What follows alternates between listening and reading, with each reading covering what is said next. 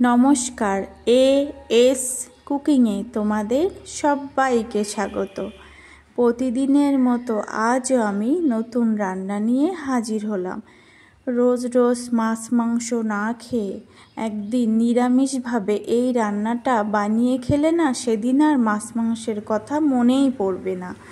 সম্পূর্ণ পেঁয়াজ রসুন ছাড়াই। তার জন্য ছোলার ডাল আর মসুর ডাল একসঙ্গে ভিজিয়ে রেখেছি 2 ঘন্টা মতন। সেই ডাল জল ছেঁকে নিয়ে অল্প সামান্য মিক্সিতে জল, একটু আদা আর কাঁচা লঙ্কা দিয়ে পেস্ট বানিয়ে নিয়েছি। ডালটা নিয়েছি আমি 150 গ্রাম মতো। এবার পেস্টটায় পরিমাণ মতো লবণ দেব, হলুদ দেব, দিয়ে চামচের সাহায্যে সুন্দর করে ফেটিয়ে নেব। ফেটানোটা যত ভালো হবে বড়াটা কিন্তু ততটা ফুলবে আর গ্রেভিটা খুব সুন্দরভাবে বড়ার ভিতরে টেনে নিতে পারবে। ভালো করে ফেটিয়ে নিয়ে দেব 1 চিমটি সবশেষে বেকিং পাউডার। এটা সুন্দরভাবে মিশিয়ে নেব। এবার দেখেছো এর ঘনত্বটা ঠিক এরকমই হবে। একটা কড়াইতে সর্ষের তেল গরম করে লো আঁচে একে একে এই ব্যাটারটা দিয়ে দিলাম বড়ার আকারে। এক পিঠ লালচে হলে আর এক পিঠ উল্টে পাল্টে লালচে করে ভেজে নেব।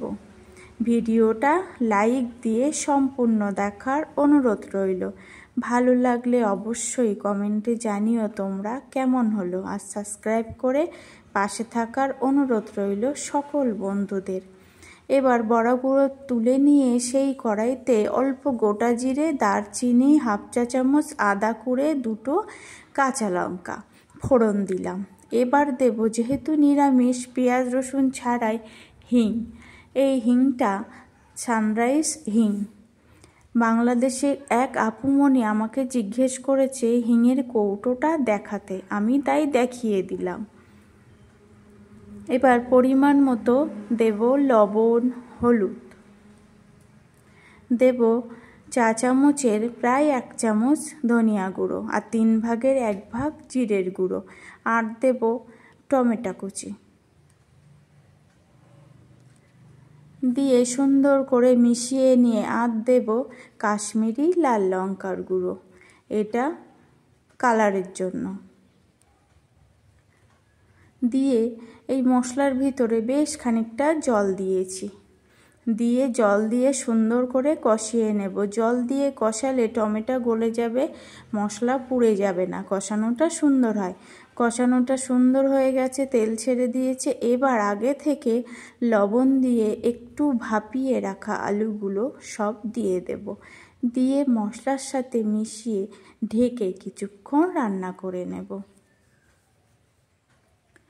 ঢাকনা খুলে আবার নাড়িয়ে চাড়িয়ে মিশিয়ে দেব। এবার দেব আর একটু লবণ।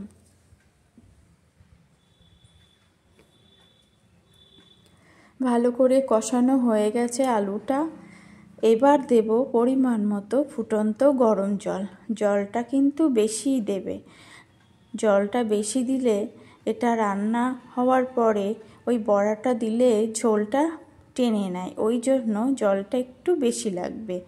এবার কিছুক্ষণ রান্না করার পরে 1-2টো আলু আমি ফাটিয়ে গলিয়ে দিলাম, গ্রেভিটা সুন্দর হয়। এবার দিলাম সেই ভেজে রাখা বড়াগুলো, দিয়ে সুন্দর করে মিশিয়ে লবণ ঝালটা ঠিক মতো চেখে নিলাম। চেখে নিয়ে ঢেকে কিছুক্ষণ রান্না করে নেব।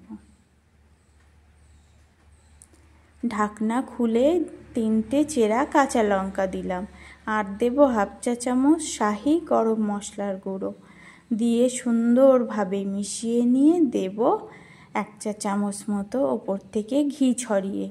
ঘি দিয়ে এবার এটা সুন্দর করে মিশিয়ে কিছুক্ষণ ঢেকে রেখে দেব অল্প কটা চিনির দানা দিয়ে, যেহেতু নিরামিষ মিষ্টি হবে না, টেস্টটাকে ব্যালেন্স করার জন্য।